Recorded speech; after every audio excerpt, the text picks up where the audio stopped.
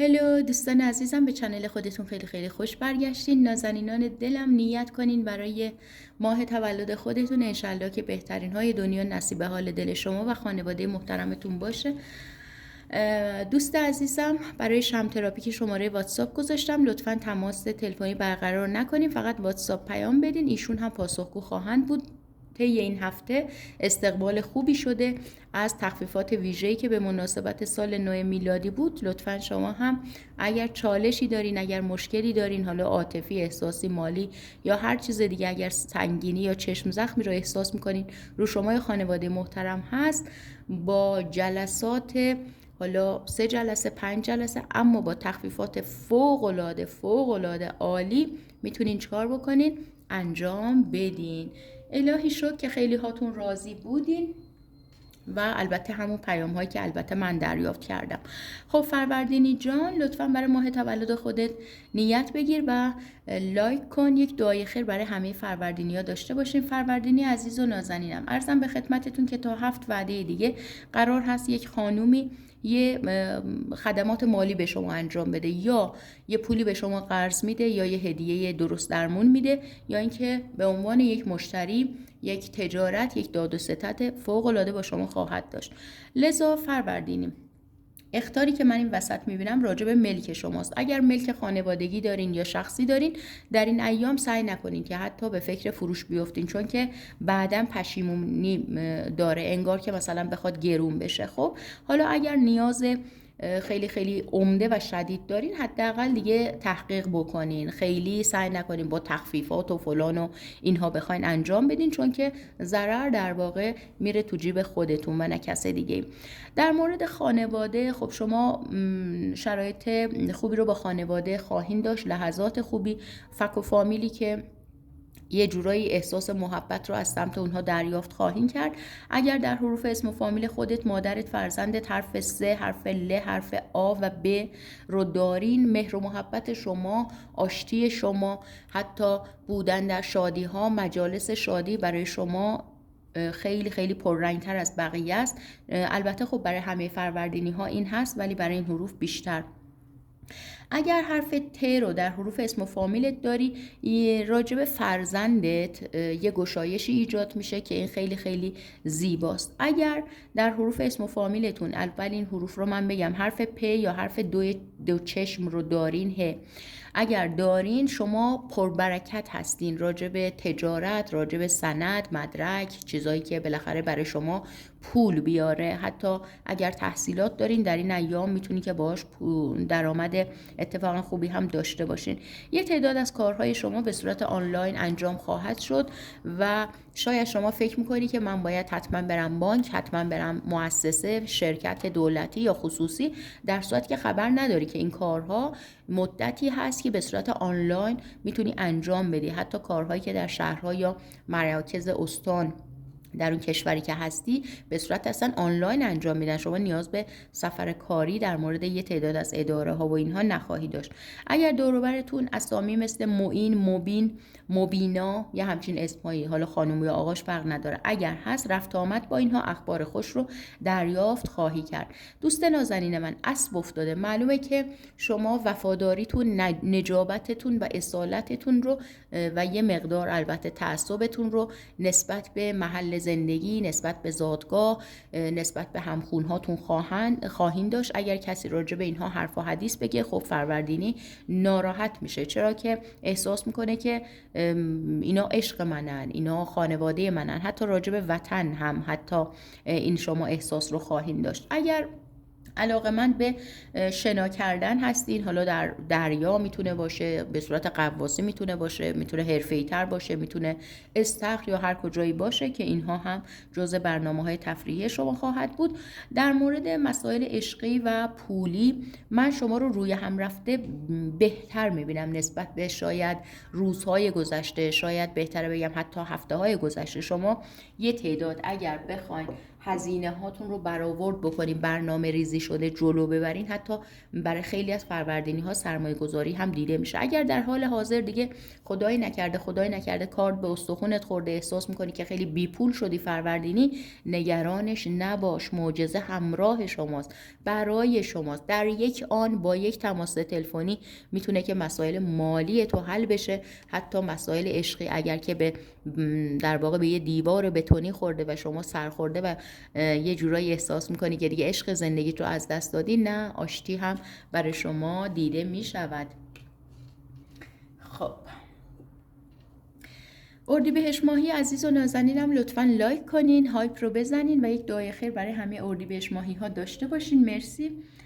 اردیبهشت ماهی عزیز و نازنینم، قبل از هر چیزی این وعده 7 رو داره بالا سرش پاپیونه. یعنی چی؟ یعنی تا 7 وعده دیگه روزگار و کائنات زیبا میتونن شما رو با یک معجزه دلانگیز راجع به صحت و سلامتی شما یا اعضای خانواده دست به کار بشن، شما رو خوشحال بکنن. اگه شما تحت درمان هستین برای فرزندآوری، خب این دکتر، این دارو، این سبک درمان جدید میتونه که خیلی خیلی اون حس رو به شما بده که انگار داره خبرهای خوشی قرار هست که بهمون برسه. خیلی زیباست. قدم‌های شما در این ایام راجع به مهمانی گرفتن، راجع به مهمانی رفتن، شما اردیبهشت ماهی‌ها خیلی فعال هستین. دید و بازدیدهایی با افرادی که شاید میتونن در اجتماع دوستان قدیمی شما باشن، همسایه هایی که با شما صمیمی هستن، یا حتی فک و فامیلی که مدت هاست اونها رو ندیدی. لذا اگر خانواده محترمت از شما دور هستن یا شما اونها رو به هر ترتیب، به هر دلیلی از اونها جدا شدی و جای دور رفتی، خب اینها دیدارها، دید و بازدیدها از سمت اونها یا شما دیده میشه. اگر شما قولی به کسی دادی در این ایام میتونی که به قولت وفا بکنی، حتی راجع به پول. اگر حتی بی پول هستی از یه جایی حل میشه.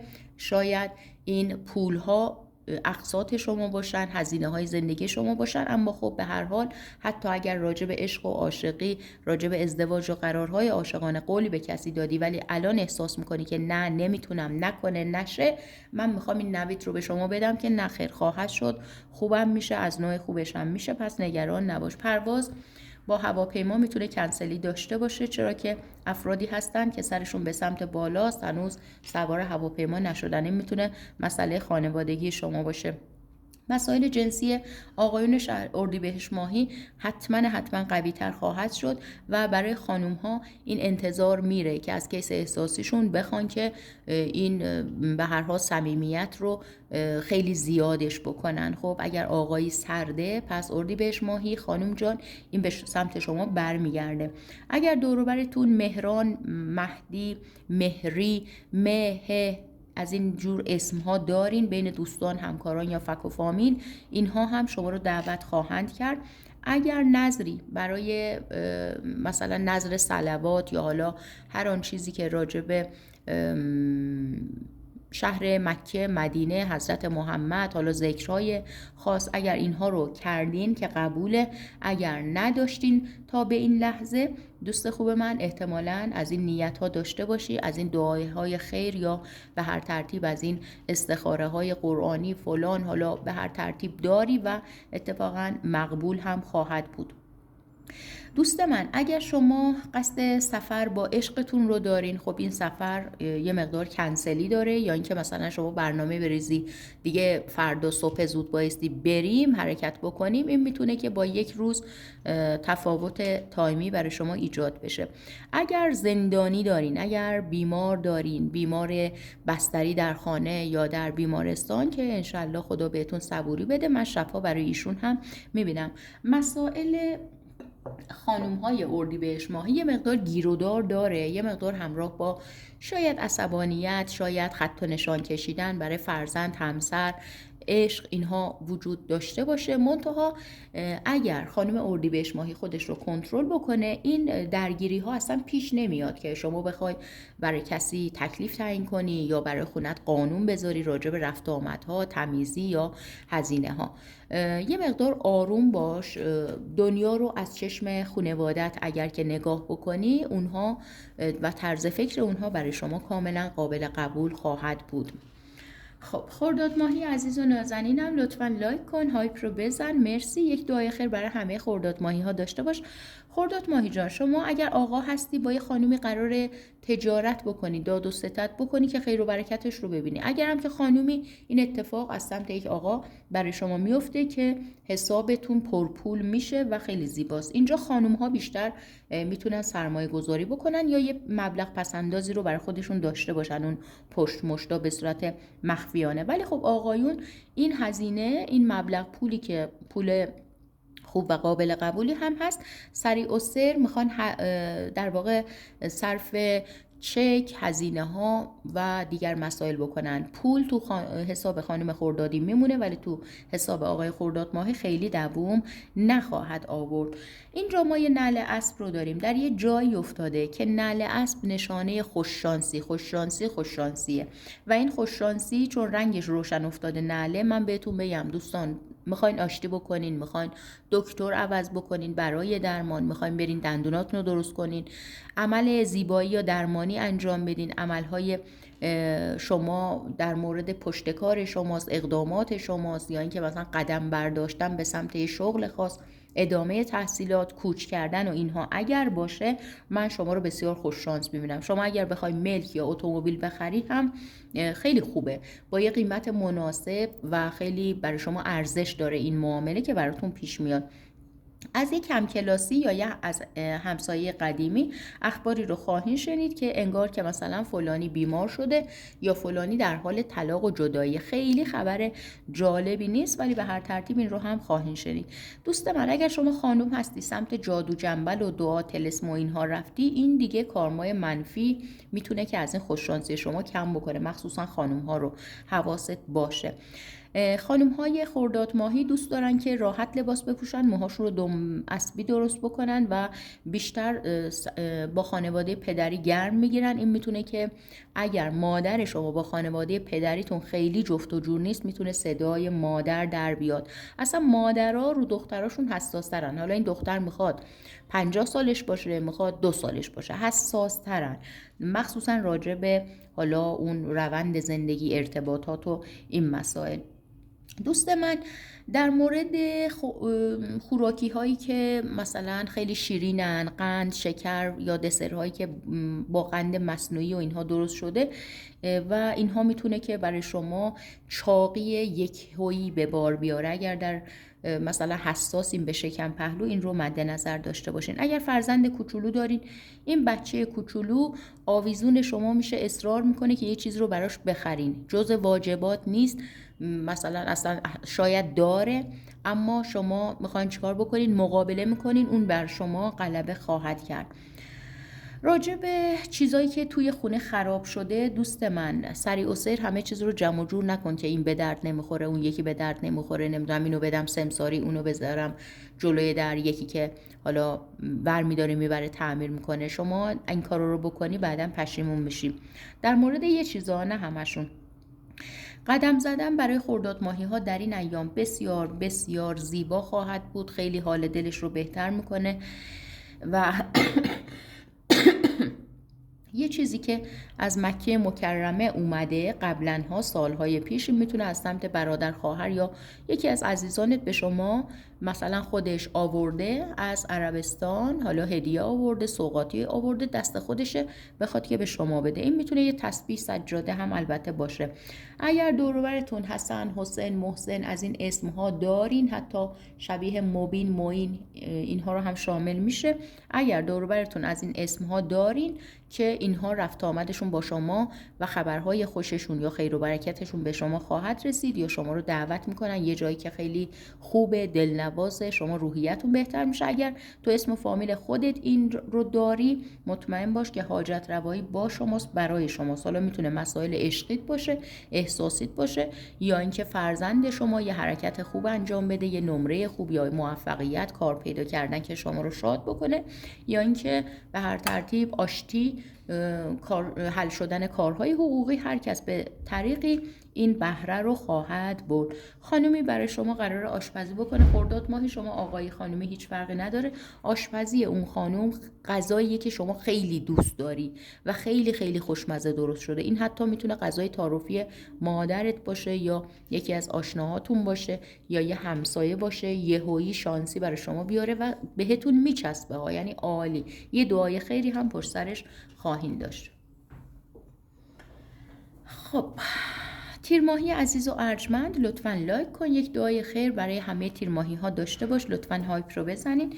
تیرماهی عزیزم، شما نقش موثری رو خواهید داشت در خیر و برکتی که برای همسر شما، برای فرزند شما یا برای عزیزان شما قرار هست که چی بشه بیاد. اینجا تیرماهی خیلی خیلی میتونه خیر و برکت بده به دیگران، راهنمایی بکنه، ایده بده، آشنا پیدا بکنه، پارتی پیدا بکنه، کسی دنبال دکتر باشه یا کسی مریض باشه سریع قرصی مثلا معرفی بکنه، یه شربت، یه دمنوش و دیگر مسائل. ببینید اگر شما توی خانواده عزیزان یا همکارتون شخص بیمار باشه، تیرماهی اولین شخصیه که سریع میخواد که حالا مثلا یه وقت دکتر مخصوصا به صورت آنلاین مثلا خودش اقدام بکنه و وقت رو اوکی بکنه.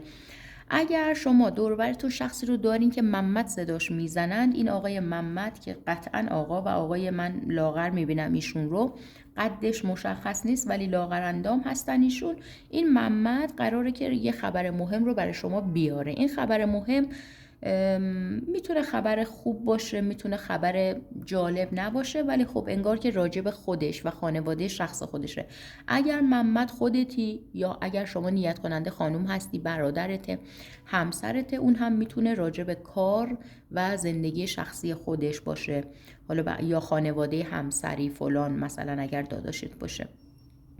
ببینید در این ایام تیرماهی از هر کسی ستم ببینه، ظلم ببینه، خیانت ببینه، خیانت احساسی، خیانت در مال، خیانت در امانت، طرف رو ببین طرف کارما پس میده، به روز سیاه میشینه خیلی زود و تیرماهی هم شاهد این صحنه خواهد بود. پس تیرماهی اگر احساس میکنی که کسی مالت رو داره میبره یا به زور میگه، مطمئن باش که کارماش رو میبینه و شما اون روز سیاه لحظه خیلی ناراحت کنندش رو شاهدش خواهی بود. این برای بعضی ها میتونه خب یه جورایی دلشون رو خنک بکنه.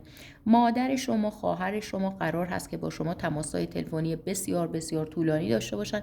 حتی اگر شما همسایه باشی، هم محله باشی، من شما رو گوشی به دست میبینم که صحبت با مادر و خواهر رو انجام بدین. حالا اونایی که دورترن که هیچی. اینجا نشانه وطن رو داریم، زیرش قلب افتاده. قلب شما برای وطن نازنینتون میتپه، چرا که اون رو احساس میکنین که شاید داره بهش ظلم میشه یا بد قضاوت میشه یا این جریاناتی که بالاخره باش سر و کار داریم قلب شما رو میرنجونه. این از این مسئله. دوست من اگر در حروف اسم و فامیلت آ رو داری، ه داری، ه جیمی، حالا اینو نقطهش رو هم بذار، میشه خ، ج، چ، حتی ژ، ر، ژ رو هم شما در نظر بگیر. و افرادی که حرف مهر رو کلمه مهر رو در اسم و فامیلشون دارن، مثل مهران، مهرانه، مثلا چه میدونم مهرآفرین، از این جور اسم ها، یا رادمهر مثلا، حالا خانوم، آقا، اسم، فامیل، اگر اینها رو دارین قطعا و حتما از عید نوروز به این طرف اگر موردی داری، مشکلی داری، برات حل خواهد شد. حالا میخواد جریان طلاقت باشه، طلاق بگیری راحت بشی و شاد بشی، این شکلی بیمار دارین، اون بیمار حالش بهتر باشه، یا همچنین خودت دنبال فرزند آوری هستین، اون حل بشه، دنبال کار هستین، اون براتون حل بشه، به هر ترتیب حل میشود. رابطه شما با فرزندان پسر، پدر یا حتی برادرتون رو به بهبوده. اگر این اواخر رابطتون شکراب بوده، همدیگر رو اذیت کردین یا چی، رابطتون خیلی بهتر میشه. رابطه عاشقانتون هم به راه هست، خیلی خوبه. فرزند اگر دارین و این فرزند عزیز دل شماست، مخصوصا اونایی که بالاخره سنشون خیلی کمه، زیر 5 سال دارن، اگر سرما خوردن، این میتونه فرزند شما یا نوه‌تون هم باشه. اگر سرما خوردگی یا مثلا تب بالا یا همچین موردی رو داشته، دیگه همین امروز فرداست که بهبود حالش رو ببینیم. هر آن چیزی که برای شما مهمه، خیلی خیلی مهمه، قراره که در این ایام بالا بیاد. شما و خانواده محترم دور هم جمع میشین و راجع به اون مسئله مهم حرف میزنین. ولی من آخرش رو خوش میبینم، شاید اقدام حقوقی باشه، شاید مثلا راجع به ارث و میراث، مهریه، یا حتی خرید و فروش ملک زمین باشه. به هر ترتیب من آخرش رو خوب میبینم، خیلی زیباست. دوست من اینجا هم که یه خرگوش افتاده، معلومه که این خرگوش در حال دویدن نیست. شما ریسکت رو خیلی میاری پایین، شما خیلی احتیاط میکنی در خرید و فروش، داد و ستد، جنس مغازت، یا حتی اون روند کاری، روند عشقیت، برخورد با عشق، راجبه ببین دوزش رو نگه میداری. میخوای قربون صدقه بری، میخوای قرض بدی، میخوای جنست رو تخفیف بدی، اینجاها دیگه تیر ماهی بیگدار به آب نمیزنه و خیلی ریسکش رو میاره پایین. خیلی هم زیبا. بسیار خوب مرداد ماهی عزیز و نازنینم، لطفاً لایک کن، هایپ رو بزن، به چنل خودتون امتیاز بدین. از طرفی یه دعای خیر برای همه مرداد ماهی ها داشته باشین. الهی که حاجت رواترین باشین. مرداد ماهی عزیز و نازنینم، قبل از هر چیزی خب ما اینجا نشانه وطن رو داریم، فرزند کوچیکی که سر روی شونه مادر گذاشته و هر دو در حال ناراحتی و گریه هستن، مظلومانه همدیگر رو در آغوش کشیدن. اخبار وایرال، حالا هر چیزی میتونه باشه راجع به وطن، میتونه دل شما رو به درد بیاره. اگر ایرانی هستی راجع به ایران، تاجیکی هستی راجع به تاجیکستان، افغانی عزیز هستی راجع به مملکت قشنگ خودت، اینها میتونه که قلب شما رو به درد بیاورن و شما خیلی تو این مسائل صحبت میکنین و بالاخره تماشا میکنین. خودتون برای دیگران حالا میتونین مطالبی رو بفرستی و این چنین.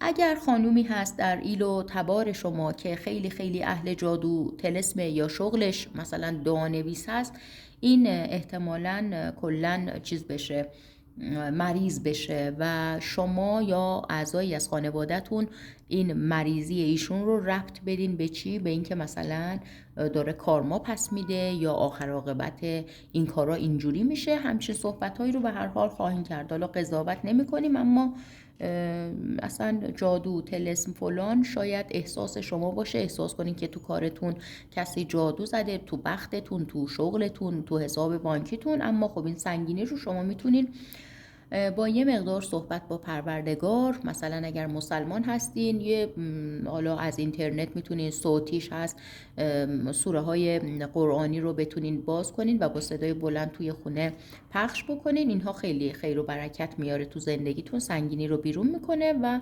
صدقه دادن، خیرات دادن هم قطعا میتونه خیلی براتون مفید باشه در این زمینه.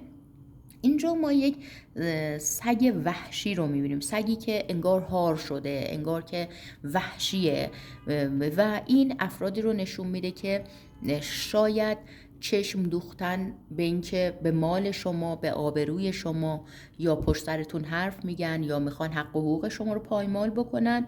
این هم میتونه رو در رویی با این افراد باشه که قطعا چون خیلی لاغر مردنی بود، میدونم که مرداد ماهی اینا رو از پا در میاره، پوچشون میکنه الهیشون. اگر علی نامی رو دارین دوروبرتون یا خودتون توی اسم و فامیلتون از نزدیکترین کساتون، اینجا دیگه علی نام چون بالا سرش طاووس دیده میشه، معلومه که حالا خانم آقا فرقی نداره، علی میتونه تو فامیلیه یه خانم هم باشه. این طاووس نشانه زیباییه دیگه، این شما میخوان خودتون رو زیبا بکنین، اصلا شما زیبا به نظر میرسین. خیلی ها هستن که دلتنگ شما خواهند بود. این در روابط عشقیتون، حالا الان یه عشقی داری، اکست نمیدونه، اکست هی زنگ بزنه، شما بگی ای بابا دست سرم بردار، نبودی دیگه، کات کردیم، منو فراموش کن، من عاشق یکی دیگه‌ام، یا گرمی رابطه یا هر آن چیزی که منتظرش هستیم براتون پیش بیاد. و عملهای زیبایی، حالا میتونه درمانی برای دندان یا چیزهای دیگه باشه، آبادانی در خانه شما، خرید لوازم خانگی، تغییر حالا مثلا توی خونه هاتون در تمیز کردن، نظافت، یا مثلا عوض کردن، حتی میتونه یه بخاری نو مثلا میگم، اینها براتون اتفاق بیفته که قدمش خوشه. در این ایام هرچی بگیرین قدمش برای شما خوشه. عذرخواهی میکنم سرفه هم هنوز خوب نشده. خب شهریور ماهی عزیز و نازنینم، لطفاً لایک کن، هایپ رو بزن، یک دعای خیر برای همه شهریور ماهی ها داشته باش. شهریور ماهی عزیز و نازنینم، عرضم به خدمتتون که شما شادی یک خانم جوان رو خواهید دید، حالا توی مهمونی، عروسی، هر کجایی میتونه باشه. خانومی که لباس کوتاه تنشه، خیلی میگه، میرقصه، خیلی شاده، این میتونه یک ویدیو وایرال باشه که شما شاید بالای 10 بار خودتون تماشا کنین، انقدر که خوشتون بیاد، یا برای عزیزانتون هم بفرستین. برای شما خیلی مهمه، خیلی جذابه. این برای یک آقای شهریور ماهی میتونه یک عشق جدیدی باشه که خیلی بگو بخنده، خیلی مثلا شوخی میکنه، ادا اصول در میاره و این آقای شهریور ماهی خیلی دوست داره رفتار ایشون رو. این میتونه شیرین زبونی های دختر خانومتون باشه، عقد و نامزدیش باشه، بارداری دختر خانومتون باشه اگر خب بالاخره ازدواج کرده. حالا هر کس به طریقی دیگه دیدن شادی دختر خانم هاتون رو هم معنی میده. دوست من، این که افرادی پشت سر هم در همه در شلوغی قرار بگیرن، این میتونه ترند اخبار امروز باشه که شما تماشا میکنی. این میتونه بودن خودت در صف نمیدونم اداره باشه، بانک باشه، نمیدونم نونوایی باشه، فروشگاه باشه، یه همچین جایی شما در یه همچین شلوغی قرار میگیری. خانومی که اسم شوهر یا فرزندش محمد هست، قرار هست که یه صحبتایی با شما بکنه، حالا راجب این محمد است دیگه، ایشالله که خیر باشه. من بد یا خوبش رو تشخیص ندادم حقیقتا. عزیز دلم، اگر شما خانم شهریور ماهی هستی، در این ایام ببین سعی کن رابطت رو با فرزندانت خیلی درست بکنی. این فرزندان به شما احتیاج دارن و حالا فرزندت میتونه 40 سالت باشه، 40 سالش باشه، بچه میتونه 10 سالش باشه، میتونه 20 سالش باشه، هیچ فرقی نداره، بستگی به سن و سال شما داره. رابطت با بچه هات خوب باشه خانم شهریور ماهی، شما بردی. اونا کارمای مثبتی و دعای خیری که برای شما به عنوان مادر میکنن اصلا واقعا کافیتونه. خب یه آقایی قرار هست که همسرش رو طلاق بده، داره در حق همسرش ظلم میکنه، خانواده همسری ناراحتن از این. یه جورایی پشت سر داماد درسته که حرف میزنن، ولی خب حق دارن، چون داماد داره ظلم میکنه. این رو هم شاهدش خواهیم بود و ناراحت هم میشین بابتش. مسائل پولی، مالی، قراردادی شما خوبه، روونه، نمیگم فوق العاده است، نمیگم میترکونین، ولی خب این امید در دل شما زنده است، چون شما ملو احساس میکنین که در حال پیشرفت هستین. مثلا اقساط رو دارین پرداخت میکنین، اجارتون رو پرداخت میکنین، چکاتون رو پاس میکنین. اینها به شما امید میده. اما یه چیزایی رو که میخواستی بفروشی و شاید در روزهای آتی یهو تصمیم بگیری بفروشی، اطرافیان به تو خواهند گفت که این کار رو نکن و جلوی تو رو میگیرن. اتفاقا اگر آقا یا خانم شهریور ماهی هستی و تنها هستی، میتونی با یه آدم خیلی شاد با روحیه وارد چت بشی، ولی سریع و سر شما عاشق نمیشین. شما همون مثلا یه چتی بکنین، آشنایی اولیه و اینها، این 2-3 روز که اینجوری رد خواهد شد. اگر دنبال آشتی هستی، زمینه فراهمه، واقعا شما میتونی قدم برداری، حداقل تکلیف خودت رو حتی روشن بکنی. خب مهرماهی عزیز و ارجمند، لطفاً لایک کن، یک دعای خیر برای همه مهرماهی ها داشته باشین. این وسط اون دکمه هایپ هم بزنین، تنبلی نکنین، اجازه بدین که امتیاز چنل بالا بره. دوست نازنینم، ببینین اینجا ما یه عروس دریایی داریم، نشون میده که شما اون تخیلات، آرزوها برای فرزندت، برای همسرت، برای جامعه، برای صلح جهانی، برای هموطنات، اون آرزوی تو، خیال تو انگار که مثلا داره به حقیقت میپیونده. این عشق به زادگاه تو، دیدار با عزیزان، دیدار با فرزندی که مدتی اون رو ندیدی، آشتی کردن با اقوام، یه مقدار رابطه بهتر داشتن با، میتونه صابخونه باشه، میتونه اگر بازاری هستی مغازه های همسایت باشه، هم محلیات باشه. شما همدلی، مهربونی. اگر دور و برتون خانم مهسا، مهین، شهین یا همچین اسمایی رو دارین که این افراد خبرهای خوشی برای شما خواهند داشت، یا اینکه شما رو جاهای خوب دعوت میکنن. اگر اسم خودت مستقیما نیت کننده مهین، شهین، مهسا، خانم محترم اینها رو داری که شما اصلا حاجت روایی داری، حالا میتونه راجب سلامتی باشه، راجب ازدواج، فرزندآوری، آشتی یا حتی شغل پیدا کردن و دیگر مسائل هم باشه که خیلی خوب افتاده. شما راجب سیاست‌های خارجی و بین المللی، اخباری رو از افراد بسیار بسیار مهم که در ردیف اول هستن، یه جورایی که خیلی مقام دارن، سیاستمدار بزرگی هستن، میشینی اینها رو خیلی به دقت نگاه میکنی و یه جایی شاید عصبانی باشی، با خودت بگی که ول کن دیگه نمیخوام نگاه بکنم، یه ساعت تیوی تو خاموش بکنی، تایم یه ساعت رد بشه، دوباره برگردی، این دست بیقرار شما بخواد دوباره از اول. ببین دلت آروم نمیشه، همش میخوای بشنوی در این حد. این میتونه خب فضاسازی خاصی رو در فضای مجازی هم برای شما انجام بده، تولید محتوا. اینا اگر علاقه دارین، مخصوصا خانم های جوان مهرماهی احتمال داره که به سمت و سوش برن.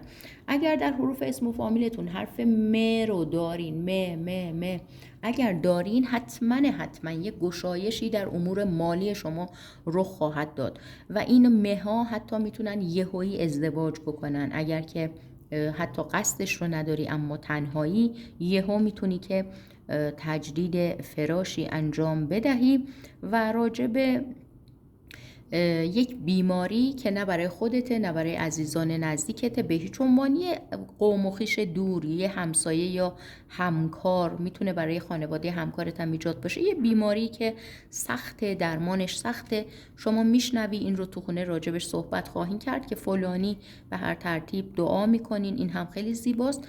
خانومی که خیلی خیلی ایمان قوی نسبت به خدا داره، حقیقتاً شاید اصلا به ظاهرش نیاد ولی هر کلمش همراه با سپاسگزاری و شکرگزاری میشه مشتری شما، مشتری مغازه خانوادگیتون، یا اگر ملکی اتومبیلی چیزی میخواین بفروشین، خانومه میاد میخره. خیلی خیلی دستش هم سبکه واقعاً. خب بریم سراغ ماه آبان. آبان ماهی عزیز و ارجمند، لطفاً لایک کن، هایپ رو بزن، یک دعای خیر برای همه آبان ماهی ها داشته باشین. نازنینان دلم، آبان ماهی عزیز دل من، اولا که شما با عشقتون قرار هست که کلی عشق بازی بفرمایین، از نوع بسیار بسیار گسترده، بزرگ، و در خلوت خودتون خیلی شوخی ها، خیلی گرمی رابطه براتون دیده میشه. اگر رابطه شکراب شده، سوء تفاهم ایجاد شده که با عذرخواهی اونی که بالاخره آشوب به پا کرده آشتی رو خواهد داد. حالا شما حساب کن اگر جزء این افرادی خودت مقصری یا طرف مقابل. اونی که مقصره اصلا خودش قدم برمیداره همین امروز فردا. راجع به اسلحه، راجع به سلاح سرد یا گرم، شما مسائلی رو شاید در اخبار، شاید در فضای مجازی یه همچین چیزهایی رو ببینی و خوشت نمیاد، اذیت میشی که مثلا یه همچین چیزایی رو حتی بخواد که وایرال بشه، برای شما آزاردهنده است. به هر ترتیب من شما آبان ماهی ها، حتی اگر خانوم باشی آقا باشی هیچ فرقی نداره، همه خانوم ها رو در یه جایی میبینم. این میتونه مراسم ختمه خانومی باشه در یک مجلسی که اونجا خانوم زیاد هست، شما حضور پیدا بکنین، ولی خب این نه خدای نکرده نه ربط به خودت داره نه ربط به خانواده عزیزت داره، میتونه مال یه همسایه یا یه قوم و خویش خیلی دور باشه، ولی یه خانومی انگار که مثلا بخواد فوت بشه. حالا این میتونه در فضای مجازی هم باشه ها، یه خانومی که بهش آسیب رسیده شده و اطرافیانش مثلا جیغ و داد میکنن، انشالله که خدا همه مردم رو حفظ بکنه. به هر ترتیب دوست من، اینکه شما محکم حرفتون رو بگین و با انگار حکم میکنی، انگار دستور میدی، انگار که قانون میچینی، این هم یه مقدار کارت رو سخت میکنه. ببین راحت ببخش در این ایام. اگر کسی ازت عذرخواهی کرد دیگه خیلی کشش نده. اگر کسی درخواستی ازت داره که مثلا شما کوتاه بیا فلان، به حرفش گوش کن. اینا حکمت داره، اینا از سمت فرشتگان نگهبانت اومدن دارن این حرفا رو بهت میگن. خب فکر نکن که وای اینا منو درک نمیکنن، نه شما رو درک میکنن. شما شاید میخوای درس بزرگواریت رو در کائنات، در این جهان مادی و بی ارزش، شاید میخوای درس بزرگواریت رو پاس بکنی، پس حرف گوش کن باش در این مورد. دوست نازنین من، خرید براتون دیده میشه، خریدهایی که انگار لباسهای ضخیم، کیف و کفشی که مثلا خیلی گرم باشه، البته کیف که نه، منظورم کفش و شال گردن، کلاه برای خودت، فرزندت، خانواده، کاپشن بارونی، همچین چیزای، پالتو برای شما دیده میشه. مسائل عشقی یه خانومی زیر سوال میره یه خانومی که ادعا داشته من همیشه خوشبختم، همسرم با من خوبه، اینجوریه، فلانه، حرف منه، یهو میبینین ای داد بیداد این اصلا همسرش متاسفانه ارزشی براش قائل که نیست هیچی، یا رفته یه زن گرفته یا عجیب غریب بهش خیانت کرده، تابلوه و اینجوری. بالاخره این خبر خیلی جالب نیست. ولی صحبت این که این خانومه خیلی مثلا کلاس میذاشت و خیلی تعریف میکرد و اینا بالاخره میاد تو ذهنتون، چون اوایل یه دوره خیلی تبلیغ خوشبختی خودش رو کرده. به هر ترتیب دوستان عزیزم، اگر شما مسلمان هستی، حالا در هر دینی که هستی، الهی که موفق ترین باشی. اونایی که مسلمان هستن، صلوات فرستادن، دعا کردن، نظر برای نظر صلوات و اینها هم که براتون دیده میشه. دوست من یه پاپیون زیبا افتاده، نشون میده که شاید احتمالا شما برای عرض تبریک، برای موفقیت یک کسی، برای اینکه طرف میخواد مهاجرت بره یا مهاجرت کنه یا تولد گرفته یا یه جایگاه اجتماعیش مقامش بالا رفته، شما احتمالا یه هزینه بکنین، یه هدیه چیزی، یا مثلا خونه گرفته برای خونه نو یه هدیه بخرین، یه همچین چیزایی رو براتون دیده میشه. اینجا یه بز داریم، بز شیطونه، بز بیقراره، بز یه جا وای نمیسته، یه جا بند نمیشه و معلومه که خب آبان ماهی با این تصویر یه جایی افتاده که راجع به سند و مدرک و کار و مثلا شغل و پول شماست. پس شما ریسکتون خیلی میره بالا، حواستون باشه کارهای عجیب غریب نکنین. این بز کوهی رو دیدین چجوری میره تو اون جاهای مثلا خطرناک و اینا، تو کوه و اینور اونور و اینا. حتی بز کوهی هم نباشه، بز معمولی باشه، احتمالاً دیدین دیگه چجوری مثلا شیطونی میکنه. اونا بزن که ریسک رو میپذیره، پیچی هم نمیشه. شما یک انسان زیبا، شریف، پر انرژی هستی که این ریسکا برای تو نیست. دورت بگردم. مسائل عشقی و احساسیتون خوبه، منتها خانم‌های آبان ماهی شاید یه کوچولو سختگیری داشته باشن، ولی من میگم اگر عذرخواهی شد ازتون آروم باشین. اگر که موردی نیست، مشکلی نیست، احتمالاً یه کوچولو بابت تایم قرار عاشقانتون راجع به گذشته بخواین طرف رو بازخواست بکنین. خانوما ها، آقایون نه. آقایون سر به زیرن و سرگرم کار و بار و شغلشون هستن. بقیه مسائلتون خوبه، اوکی هست، من مشکل خاصی ندیدم، شکر خدا. آذر ماهی عزیز و نازنینم، لطفاً لایک کن، هایپ رو بزن، یک دعای خیر برای همه آذر ماهی ها داشته باشین. اینجا با یه خانم رو داریم که قیچی دستشه. خب این خانم زیبا که قیچی دستشه. خب خانم هایی که نیت کردین، آرایشگاه دارین، خیاطی دارین، خب اینجا شما چیکار باید بکنین؟ شما چون قیچی خیلی بزرگ افتاده، معلومه که پول و برکت خیلی هم خواهین داشت. شاید افزایش نرخ بدین به کاری که انجام میدین، شاید بخواین مثلا یهو پرمشتری بشین، سفارش بزرگی دریافت بکنین و این چنین مسائل، یا بخواین کادرتون رو زیادتر بکنین. به هر ترتیب هرچی که هست حساب مالیتون پره. این میتونه برای آقایون هم باشه، آقایون خیاط، آرایشگر و این مسائل. اگر این شغل شریف رو ندارین خودتون، یه همچین جاهای شما سر میذارین. اگر فک و فامیل این ور اون ور، آشنا، خواهر، برادر یه همچین شغلی دارن، رفت آمد با اونها، حتی اگر اون ور دنیا هم باشن، باز یه همچین صحبتی هست که شما بیان یا ما بیایم، انشالله که خیره. ببینید ضمیر ناخودآگاه شما، مخصوصا خانم‌های آذر ماهی، به شدت پیغام‌هایی رو به شما خواهد داد. دیدن اعداد جفت، خواب‌های عجیب، یه مقدار رها کردن مشکلات، انگار که مثلا همه چی رو بی ارزش بدونی، خیلی گیر ندی، خیلی کینه نگه نداری، اصلا دشمن خدای نکرده خونینت رو بخوای ببخشی، میدونی تو دلت ببخشی، یا در ظاهر مثلا باش ارتباط نداشته باشی، ولی این رو ابراز بکنی که من اصلا نمیخوام به این آدم ها فکر کنم. اگر شما قصد مسافرت تنهایی دارین که متاسفانه از این خبرها نیست، شما همسفر خواهین داشت و این به معنای مسافرت با اتوبوس، هواپیما و اصطلاحاً قطار هم هست، چرا که اونجا همسفر زیاده. دوست من اینجا دوتا آقا و خانم هستن که دست همدیگر رو گرفتن. اگر شما آذر ماهی تنها هستی، خب تشکیل خانواده یا به فکرش افتادن یا اقدام، یا اینکه یک دوست پسر یا دوست دختر جدید، اونایی که تنهایین بالاخره مورد ازدواج پیدا کردن، مناسب باشه براتون. از این صحبت ها و مسائل خواهین داشت. اگر میخواین یک سند امضا بکنین که مثلا دنبال فروش ملک، اتومبیل یا هر چی که هست، یا شما میخواین بخرین یا کرایه کنین، اجاره کنین، اینجا دیگه طرف حسابتون میتونه مخالف جنس شما باشه، شما آقایی، طرف خانوم، و اگر خانومی که برعکس. مراقب افراد مسن خانوادهتون باشین، اینها به شما نیاز پیدا خواهند کرد. شاید دلشون تنگ بشه، شاید تو خونه تنها باشن، شاید نیاز به پرستاری داشته باشن که شما بخواین اونها رو بیارین خونه هاتون، شاید همراهی بکنین که ببرین دکتر، آزمایش، دوا، دکتر، یا به هر ترتیب صحبت با پزشک. اینها میتونه که قشنگترین کارمای مثبت شما در این ایام باشه. اگر شما 2 تا فرزند هستین خودتون، یه دختر یه پسر، یا اگر که 2 تا بچه دختر پسر دارین، خب اینجا رابطه خانوادگیتون خیلی خیلی خیلی زیباست، فوق العاده است، فوق العاده است. یه شادی برای جمع خانواده دیده میشه.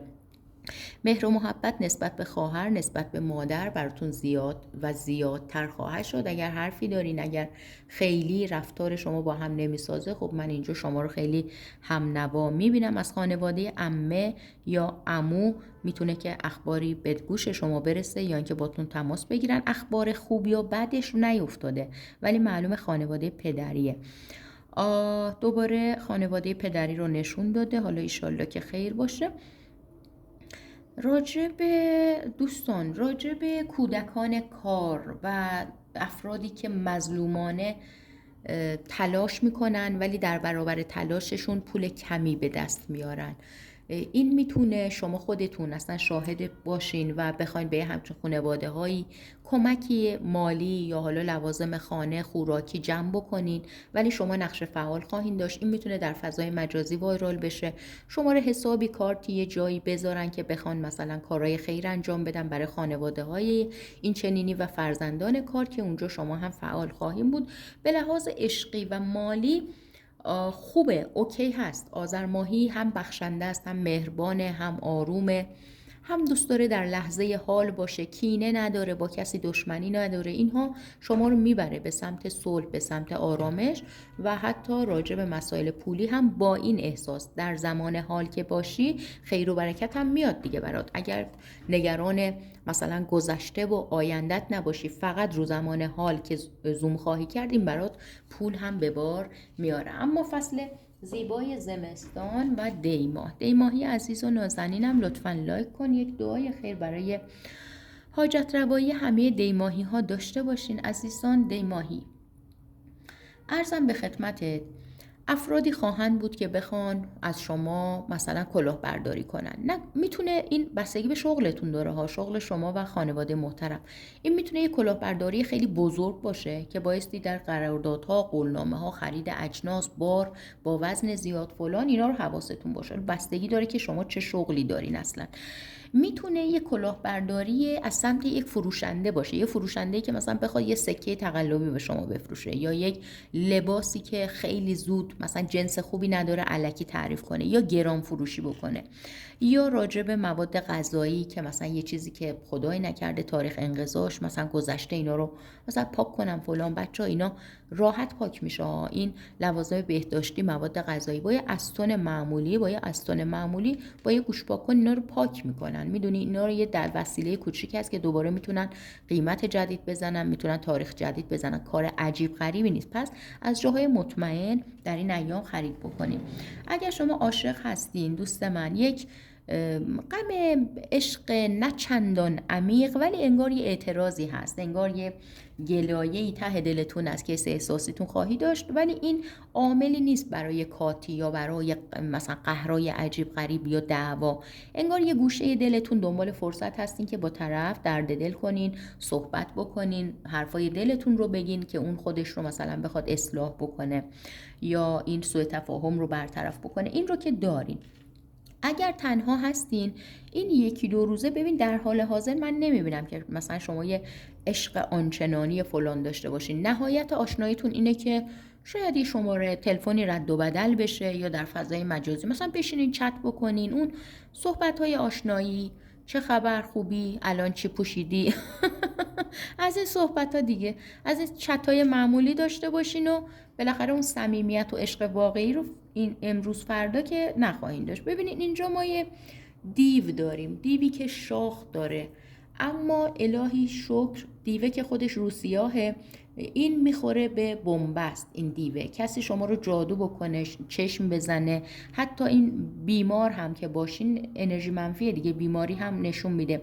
اینجا دیگه این پشت دیواره، شما اینجای دستاتم بردی بالا، شما شکرگزاری، شما خوشحالی. این دیوه اگرم مثلا این میتونه کارمای اجدادی باشه، انرژی های منفی باشه، بیماری باشه، دعوا باشه، هر چی که باشه، کارهای حقوقی، فردی تو زندان باشه، بیمارستان باشه، ببین اینا دیگه بین شما و این مشکل یه دیوار بتونیه. شما داری حال دلت بهتر میشه که داری سپاسگزاری میکنی دیگه. خب امیدوارم که همیشه سپاسگزار باشین. یه عقاب بسیار بزرگ و یک نهنگ بسیار بزرگ خبر از این داره که اقدامات و در واقع مسیر زندگی، مسیر صلح، مسیر آرزوها، مسیر پشتکار، سرمایه گذاری و حتی مسائل ازدواجی، خرید ملک، فروش ملک، اتومبیل، اینها براتون خیلی خوبه در این ایام. ببین شما هر قدمی در این ایام برداری، به زودی زود متوجه میشی که چه خوب شد که من این کار رو کردم. میدونی یه همچین چیزایی. گرمی رابطه درون خانواده برای شما به چشم میخوره، چون خانواده در کنار همن. اینجا هم فرزند کوچولو که قلبی رو در آغوش کشیده، معلوم هست که شماها ارتباطاتتون با هم خوبه. اگر در حروف اسم و فامیل خودت، مادرت، بچه حرف آ رو دارین، حرف ن رو دارین، حرف م رو دارین، حرف ل رو دارین، این حروف رو یه مسافرت براشون دیده میشه، اما مسافرت خوب. حتی این اگر این رو بگم، در اسم مادرتون حرف ه رو دارین، هی دو چشم، مثلا چی؟ مثل رحیمه، مثل فاطمه. خب اگر این هی دو چشم رو مادر دارن، اینجا چه اتفاقی میفته؟ دعای خیر مادر خیلی خیلی در واقع به شما کمک خواهد کرد. این میتونه مشکلات شما رو حل بکنه، خیلی زیباست. یه خانومی که عجیب غریب رفتارش، این میتونه یه فک و فامیل دور باشه یا یکی از همسایه‌هاتون باشه، مرموزه، مشکوکه، مسنم هست، یه جوریه، نه درست حسابی سلام احوال پرسی میکنه، نه حرف میزنه، اصلا معلوم نیست داره چی کار میکنه، برای خودش میاد میره رد میشه، یه مدلیه. شما راجع به این خانوم قراره صحبت بکنین تو خونه هاتون. این خانوم مثلا آخه داره چی کار میکنه؟ ببین نه اینکه شما بخوای فضولی بکنی یا نه، رفتارش مرموزه. این رو نمیدونم من حالا چجوری براتون توضیح بدم، این رو خودتون کشف میکنین. انگار که یه حرکتی بکنه، انگار که رفت و آمدش یه مدلی باشه، لباس پوشیدنش یه جوری باشه، اصلا مدل حرف زدنش هم مشکوکه. این شما رو باعث میشه که تو خونه مثلا وقتی دوره هم هستین راجع به این خانوم صحبت بکنین. مسائل مالی دیماهی قابل قبول، خوبه، خیلی مشکل عجیب غریب من براتون نمیدم. اگر الان احساس میکنین که کارد به استخون خورده، وای بی پولیم، وای چه کنیم و چه کار بکنیم، دوستان راه حل ها پیدا خواهد شد. شما دیماهی ها دومین ماه از سال 2026 اگر رتبه بندی کردیم، اگر دیروز انرژی خانی منو دیدی، اولش تیر ماه تولید ثروت فوق العاده و دومی دیماهی دیگه. حالا شما هی بگو من وضعم الان بده، خوب میشه عزیزم دیگه، سال تحویل شده دیگه 2026، حتما هم برکتش رو آروم آروم خواهی دید. خب بهمن ماهی عزیز و نازنینم، ببین بهمن ماهی اشکالی که برای شما افتاده خیلی متفاوت تر از بقیه 11 ماهه. یعنی چه؟ یعنی اینکه اولا که کارهای اداری چنل رو انجام بده. یعنی چی؟ یعنی اول لایک کن، دوم هایپ رو بزن، سوم یه کامنت زیبا برای همه بهمن ماهی ها و موفقیتشون داشته باش.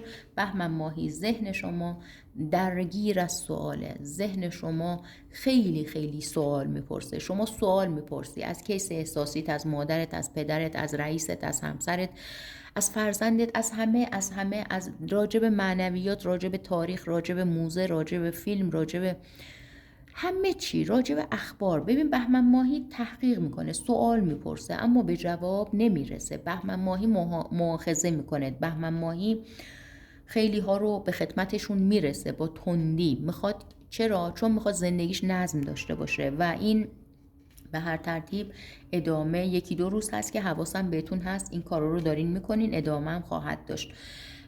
یه خانومی که خیلی انرژی منفی به شما میده و یک همسر خیلی، یه شوهر زنجلیل مثلا خیلی ساکت و آروم و اینا داره، مثلا این زنه میتونه بزنه تو سر کله همسرش، خانواده همسری رو از خونه بندازه بیرون. این آقا اصلا انگار مجسم است. خب این خانوم میتونه با شما حرف و حدیث داشته باشه، میتونه شما رو عصبی بکنه، میتونه برای شما یه حرکتی انجام بده که اصلا ناراحت بشین، جوابش رو میدین، چون بهمن ماهی حال و حوصله اینو نداره که فلان مثلا چه میدونم تحفه خانوم بیاد مثلا راه نشونه من بده یا نظر بده. خب همچین حالتی رو دارین. این هم که یه مجسمه شیر بسیار بسیار زیباست که معلوم میشه که خب شما حکم میکنین دیگه، شما قدرت نمایی رو خواهین داشت. اگر کارهای حقوقی دارین که به نفع شما حل میشه، اگر بیمار هستین خودت یا یکی از اعضای خانوادت خدای نکرده این براتون شفا دیده میشه. اگر فرزند شما به حرف شما گوش نمیده یا همسرتون، یا برای شما هزینه‌ای نمیکنن، یا بالاخره برای شما احساس میکنی که ارزش قائل نیستند، که هرچند که یه مقدارش برای شما سوء تفاهمه، اینو بین خودمون باشه، اما برات حل میشه. اینها توجه رو به سمت شما برمیگردونن. اگر توی خانواده‌تون یه آقایی به نام حسن، حسین، محسن، یه همچین اسمهایی رو دارد، پس این آدم یه اتفاق خوب هم براش قراره که بیفته. یه اتفاق خوب، اگر زندانی رها میشه، اگر بیمار شفا، اگر بی پول پولدار میشه، اگر دنبال شغله که شغل به دست میاره، اگر دنبال وامش رو میگیره، بالاخره یه خبر خوش براش ایجاد میشه. تا 8 وعده دیگه یه مقدار اسباب اساسیه خونتون مرتبتر میشه، تمیزتر میشه، نونوارتر میشه، یه چیزایی به محل زندگی شما اضافه میشه. تا 8 وعده این هم زیباست. اگر با کسی تازه آشنا شدی، افکار جدید اون برات رو میشه. ببین افکار جدید نیست، شما جدیدن مثلا بخوای بشنویم، شما تایید نخواهی کرد. اونایی که تازه وارد رابطه شدن، مثلا یه هفته است، 2 هفته است، شما نمیپسندی، شاید اصلا بخوای از این رابطه بیای بیرون. اما اگر که نه، بالای 2 هفته است، اینجا این شناخت عاملی میشه برای عمیق شدن رابطه. اگر خانم بهمن ماهی هستی، سمت جادو، طلسم و اینها رفتی که اصلا بذار کنار، به فکر دوا درمون این مسئله باش که سنگینی میاره تو زندگیت. اگر شما آقا هستی، حواست باشه خانومهای خانواده شما نرن سمت جادو، مادرت، خواهرت، زنت، دخترت، ای داده بیداد. ببین طرف میره برای خودش جادو بگیره که مثلا شوهر کنه، مثلا کار پیدا بکنه، اون وقت چی میشه؟ سنگینیش ورود پیدا میکنه به کل خانواده. اینها رو حواستون باشه. اگر تو خونه دارین کلا جمع کنین، جمعشون بکنین، آتیش نزنین، دفن نکنین، ای داده بیداد از این کارهای من در آوردی نکنین. حتما در آب روان و پاک بندازین. دوست من، مسائل قراردادی شما احتمالاً تمدید بشه، یا اگر هنوز تایم تمدیدش نیست، احتمال داره شما با اون طرف حسابتون بشینین حساب کتاب بکنین. اصلا اونایی که کار حسابداری و اینها رو دارن، یا تو بانک کار میکنن، یا حسابداری شرکت خصوصی و دولتی هن، شما اینجاها خیلی منظم عمل میکنین که خیلی هم تقدیر و تشکر از شما خواهد بود. شما از درون شاید یه کوچولو احساس تنهایی بکنین، هوا که تاریک بشه دلتون بگیره، دوست داشته باشین که مثلا برین قدم بزنین، اما تنهایی نه. و دیگران خیلی، یکی بگه خوابم بیاد، یکی بگه گشنمه، یکی بگه من مثلا کار دارم و اینا، خسته شدم، شما دلت میگیره که یه همراه نداری، مثلا باش بری کافه، رستوران، این ور اون ور، یا قدم زدن. این میتونه حس تنهایی شما رو زیاد بکنه. دور و برتون شمسی خانومی، یه همچین اسمی، یا شمس اللهی فلان، یه خانومی که اسم یا فامیلی این شکلی داره، راجع به قوانین جدید قرار صحبت بکنه. راجع به این میتونه قوانین شخص خودش باشه که حاکم شده در خانواده‌اش، فرهنگ خانوادگی، مراسم، سنت‌های خودشون و اون قومیت خودشون باشه. میتونه راجع به قانون کشور هم باشه، یه چیز کلی‌تر هم باشه. قرار خیلی صحبت بکنه و خیلی با صدای بلند هم توضیح میده و خوشش میاد، اصلا هضم میکنه. حالا این قانون چه قانونیه، به هر ترتیب این شمسی جان یا خانم فلانی شمسی به هر حال خیلی شاده. دوست خوب من، اگر این مسائلی که گفتم رو رعایت بکنین، جای نگرانی براتون واقعا نمیمونه در این ایام. خب ماه آخر و اسفند ماهی عزیز و ارجمند. اسفند ماهی جان لطفاً لایک کن، هایپ رو بزن، یک دعای خیر برای همه اسفند ماهی ها، این عنصر آبی ها داشته باشین. مرسی. خب اسفند ماهی، اگر خانوم هستی توی خونه سرت خیلی خیلی گرم میشه، حالا میخوای شاغل باش، شاید کارای مغازت و چکت و فلان و دفتر دستکت رو بیاری خونه بخوای کار بکنی. اگر شما یه خانم دانشجو هستین که اینجا درس خوندن و تحقیق و اینها بالا میره، اگر که خانه دار هستین این میتونه مهمونداری شما باشه که همش تو آشپزخونه بپزی، بشوری، تمیز کنی، مرتب بکنی، این شکلی. حالا هر کس یه مدلی. اگر شما شخصی هستین که با مادرتون زندگی میکنین، آقا یا خانوم فرقی نداره، در هر سنی، مهم اینه که با مادر زندگی میکنین یا اینکه با مادرتون در یه ساختمون هستین، اینجا مادر شما یه مقدار از رفتار شما شاید سوء تفاهم براش پیش بیاد، احساس بکنه که این فرزند من، پسرم یا دخترم، خیلی دلش با من نیست، خیلی مثلا هوای منو نداره، خیلی با من صحبت نمیکنه، درد دل نمیکنه. خب اینها رو حواستون باشه دیگه، به شما اخطار داده. این خانم های اسفند ماهی اگر بیکارین در این ایام شغل پیدا میکنید، چون ملکه چوب دست براتون افتاده، ببین شغل پیدا میکنی خانم اسفند ماهی. و اگر شما آقا هستی میخوای ازدواج کنی، دنبال مورد ازدواج یا دنبال یه کیس مناسب برای پارتنر بودن مثلا میگردی، یه خانم کاملا شاغل، شاید کارآفرین بخوای که گیر بیاری. و اینا مسائلی هست که به لحاظ احساسی برات رخ میده. اگر شما اسفند ماهی ها در حال طلاق و جدایی هستین، این خانومه رو من خیلی جدی میبینم، انگار که حرف دلش رو بگه محکم، خط آخر رو زیر حرفاش بکشه، خط قرمز رو، نقطه رو بذاره سر خط، حواس شوهرش رو دیگه بالاخره جمع بکنه که حواست باشه. اگر شما آقا هستی، این آقای مثلا داری طلاق میگیری، این آقای اسفندی یه کوچولو سکوت میکنه، گذشت میکنه، شاید هم ته دلش بخواد که بدون بحث و مشاجره جدا بشیم، یا اینکه حق و حقوقت رو باشه من میدم، یا اینکه اصلا بیا آشتی بکنیم. به هر ترتیب آقای اسفند ماهی آرومه، اصلا دعوا نداره با کیسی که میخواد باش کات کنه یا طلاق بگیره. اگر در حروف اسم و فامیلتون حرف م رو، حرف ن رو، حرف س یا ش رو دارین، اینجا دیگه مسائل اخبار و اجتماعی براتون خیلی بولد میشه. شما نظر مینویسین، شما دلهره دارین بابت حالا مسائلی که در جهان بین المللی رخ میده و اخباری که ترند میشه هر روز، اینها رو شما خیلی توش غرق میشین.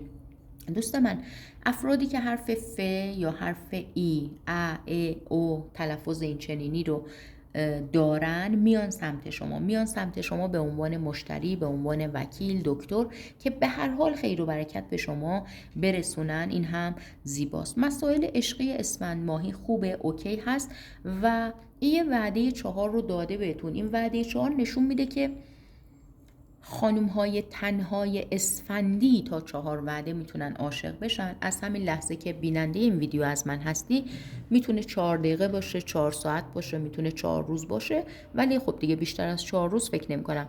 اونایی که رابطه شکراب هست، خانم رابطه پیش قدم میشه برای آشتی، حالا یه 4 ساعت، مثلا 4 ساعت بعد دیدن این ویدیو احتمالاً پیغام بذاره. اگر اسم مادر یا دخترت یا حتی خانوم هستی خودت مهسا هست، تا 2 وعده دیگه پول خوب، یه پول درست درمون میاد به حسابت. جو خانوم ها، دور همی خانوم ها گرم خواهد بود و صحبت هایی که در ملأ عام و اون شونه به شونه هم حرکت کردن، پشت هم ایستادن رو من از خانوم ها در روزهای آتی بسیار بسیار قوی و شدید میبینم. بالا سرشون هم یه دیو هست، ولی این 2 خانوم زیبا اصلا اهمیتی به این دیوه نمیدن. این دیوه همش میخواد اینا رو تو خطر بندازه، میخواد حرف و حدیث بگه، ذهنیت رو خراب کنه، ولی این 2 خانوم اصلا پشت هم رو خالی نمی کنن. این هم خیلی زیباست. زنان جامعه معلومه که هوای هم رو دارن. مثلا خانومی که اسفند ماهی میره بیرون، شاید به همه لبخند بزنه، شاید دست همدیگه رو لوازم سنگین برای همدیگه حمل بکنن. اگر کسی به خانومی ظلم بکنه، هوای اون خانم حتی غریبه رو داشته باشن، این شکلی. خب اینجا دیو خودش چوب به دست شده. ملکه دیوها چوب دستی رو دستش گرفته. معلومه که ملکه است و معلومه که یه خطر بزرگ اما حالت آرمانی بالا سرش، میبینین دیوارو آرمانی رو میخواد که بیاره سمت شما، سمت جامعه ای که اونجا داری زندگی میکنی، ولی خب اونها پوچ خواهند شد. این رو مد نظر بگیر، چون خیلی هم هوای همو دارن. از طرفی مسائل مالی، مسائل پولی، مسائل سند، مدرک، این چیزها با گوزنی که اینجا دیده میشه، اینم شاخاشه، یه جایی افتاده که معلوم مدیریت اسفند ماهی ها خیلی عالی میشه. من اصلا به اسفندی‌ها میگم سال 2026 سال مدیریت پول شماست، اموال شماست، دقت بفرمایید. و شما دقیقاً از همین امروز که میشه حدوداً دومین روز از سال 2026 شروع کردیم به مدیریت. این هم باعث میشه که در گذشت زمان ملو ملو تدریجی، نه به یک باره شما پولتون زیاد بشه فلان. فروش طلا که در گذشته اتفاق افتاده میتونه برای شما یا همسرتون یا یه مسئله خانوادگی شما رو اذیت بکنه. راجبش حرف میزنی که اگر این کار رو نمی‌کردیم الان مثلا اوضاع خیلی فرق می‌کرد. به خاطر این تجربه تلخ تمام اعضای خانواده شروع میکنن به طلا جمع کردن، پول جمع کردن برای خرید طلا برای آینده دور. این هم راجع به سرمایه گذاری هاتون. بقیه مسائلتون دوستان خوبه. یه اتومبیل هم میبینم در یه جاده‌ای حرکت میکنه، جاده خلوت. این میتونه مسیری باشه که شما سوار اتومبیل بشی بخوای بری، یا داری دور دور میکنی شب نصف شب که انقدر خلوته، یا میخوای از یه شهری از یه روستایی بری یه جای نزدیک مسیر خلوته. میتونه آخر وقت باشه، میتونه صبح خیلی زود هم باشه، چون کاملا خلوته. به هر ترتیب هرچی که هست خوب بود، نور بود این جاده، جای نگرانی هم نداره. اگر برای کار میرین که مسائل کاریتون حل و فصل میشه، برمیگردین میخواین خانواده‌تون رو سر بزنین که اینم با شادی همراه خواهد بود. من هم دعای شادی و شادکامی برای تک تکتون دارم. مرسی.